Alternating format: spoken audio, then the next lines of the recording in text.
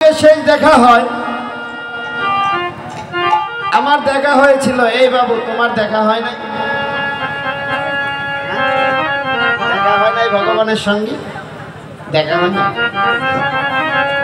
তো? রাধে রাধে বলছি।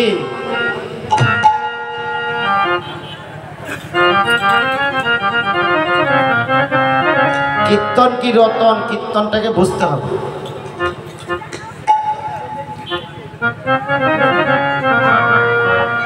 একটা চারণ কবির ভাষায় বলা হয়, আইলাম আর গেলাম, পাইলাম আর খাইলাম, দেখলাম শুনলাম কিছুই।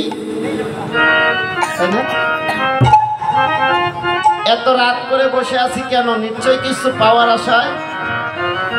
কিছু না কিছু তো পাবো নাকি?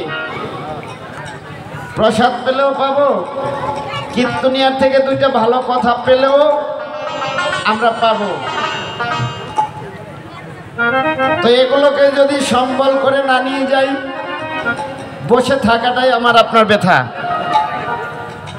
আমি তো এসেছি টাকার জন্য, আপনারা কি আর টাকার জন্য আসছেন? আপনারা নিঃস্বার্থভাবে। ছাউনটা দাদা কেমন যেন হয়ে গেছে আবার ভিতরে। এটা হ্যালো, আমি এসেছি টাকার জন্য, আপনারা নিজের পকেটের অর্থ ব্যয় করে এসেছেন। হ্যাঁ, কেন আসলাম এখানে? হ্যাঁ, এখানে এসেছি কেন না, আমার আপনার জীবনের পথটা কিভাবে সুন্দর হবে, ভালো হবে, এই দুটো কথা শোনার জন্য আমরা এখানে এসেছি নাকি বাবা? তো এখানে এসে যদি আমি কিছুই সম্বল করতে না পারি, শুধু শুধু বসে থেকে কোমরটা ব্যথা করে তো লাভ নেই।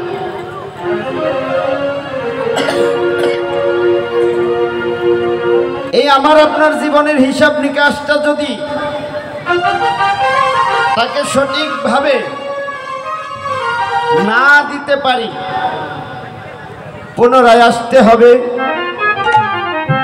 এই জগতে মাঝে, পুনরায় ফিরে আসতে হবে। আরে এই আসা যাওয়ার মাঝে কত জ্বালা, কত ব্যথা। একমাত্র যেজন আসে যায় সেই তো বুঝে। আরে ভগবানে জানিয়ে দিল, হে জগৎবাসী, তোমরা এমন কিছু ভজন করো, সাধন করো, যে সাধন ভজন করিলে এই জগতে আর আসতে হয় না। তোমরা আমার শ্রী গৌর চরণে, চরণ সেবায় লেগে যাবে। তাই তোমরা একেবার সময় থাকিতে, দিন থাকিতে হেমদণ্ড বাহু তুলে এই বদনে প্রাণে খুলে তোমরা একবার বদনে ভরে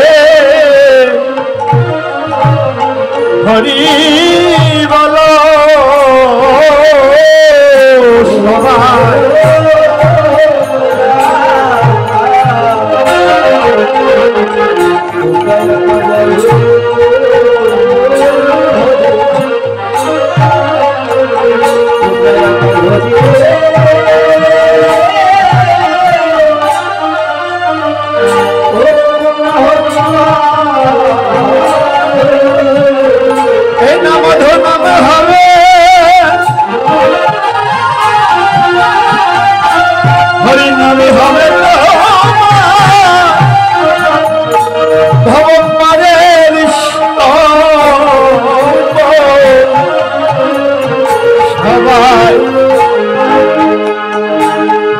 বদন ভরে